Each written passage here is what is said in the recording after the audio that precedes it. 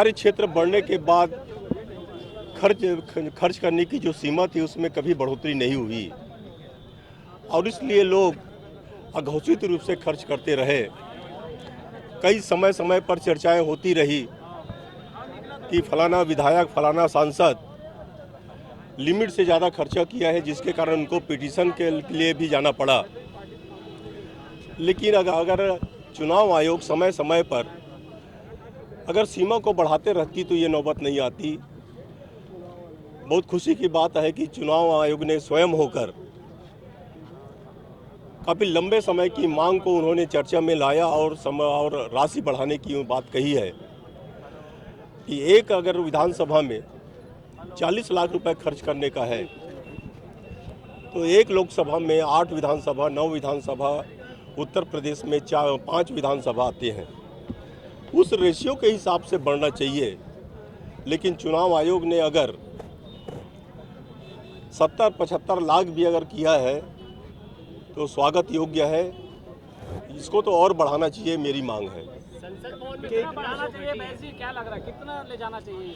इसको कम से कम 1 करोड़ करना चाहिए। ये केजरीवाल ने इस्तीफा दिया है, क्या मानते हैं आप? तो कहाँ देखते हैं?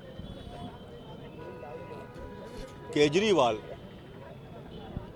दिल्ली के गरीब जनता की भावनाओं को भड़काकर सत्ता तक पहुंचे और उनको ये नहीं मालूम था कि सत्ता में बैठना और जनता की समस्या का समाधान करना कितना कठिन काम है। लच्छेदार भाषण देकर, किसी को गाली देकर, किसी के ऊपर आरोप लगाकर आप जनता को ज़्यादा दिन तक गुमराह नहीं कर सकते। केजरीवाल मुख्यमंत्री बनने के बाद उन्होंने दिल्ली की समस्या के बारे में एक भी बार नहीं कहा और एक बार कहा उसमें कि जो हमारे आंदोलन में जो बिजली का बिल नहीं पटाए हैं उन्हीं का हम माफ़ करेंगे 50%। मुख्यमंत्री पूरे प्रदेश का होता है, न कि उसके साथ आंदोलन करने वालों के लिए। अगर 50% बिजली का बिल अगर कम करना था तो पूरे दिल्ली वासियों के लिए करना था।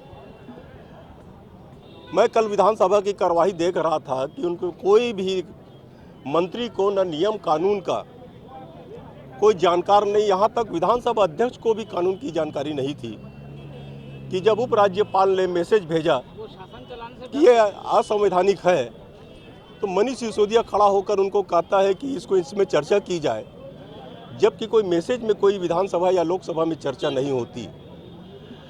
वो लोगों को उकसाकर जिस तरह सत्ता में आए थे उनको लगा था कि शासन चलाना बहुत आसान है।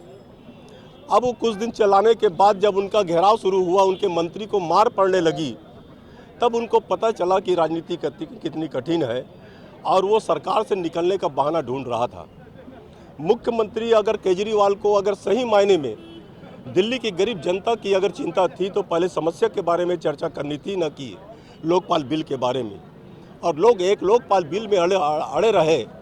केंद्र सरकार के द्वारा लोकपाल बिल बना दिया गया है। अगर उनको लगता था कि ये कमज़ोर है तो उसमें अमेंडमेंट लाना था, न कि नया लोकपाल बिल लाना था। ये पूरी नौटंकी दिल्ली की जनता देख चुकी है, देश की जनता देख चुकी है। अब इससे कोई फर्क नहीं पड़ने वाला। धन्यवाद।